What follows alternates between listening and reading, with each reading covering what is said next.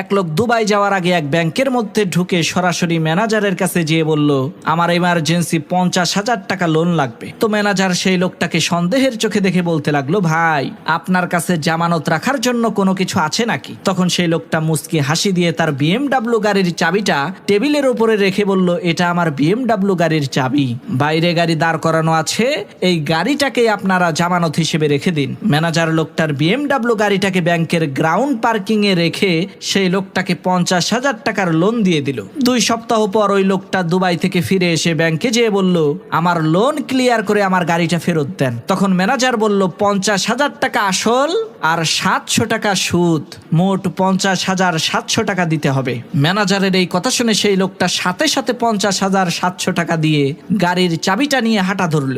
লোকটার এই কাণ্ড দেখে সেই ব্যাংকের ম্যানেজার বলল, ভাই আমরা খোঁজ খবর নিয়ে দেখেছি আপনি কোটি কোটি টাকার মালিক, কিন্তু হঠাৎ করে আপনার এই 50,000 টাকার প্রয়োজন হলো কেন, সেটা তো বুঝতে পারলাম না। তখন সেই লোকটা মুচকি হাসি দিয়ে ম্যানেজারকে উদ্দেশ্য করে বলতে লাগলো, ভাই আমার 2 সপ্তাহের জন্য ব্যবসায়িক কাজে দুবাই যাওয়ার প্রয়োজন ছিল, বাহিরের পার্কিং এ গাড়ি রাখতে গিয়েছিলাম, 2 সপ্তাহের জন্য 5,000 টাকা চায়। তখন চিন্তা করলাম ব্যাংকের চাইতে সস্তা আর সুরক্ষিত জায়গা তো কোথাও নাই, তাই 50,000 টাকার লোন নিয়ে 5,000 টাকার কাম 700 টাকায় সেরে ফেললাম।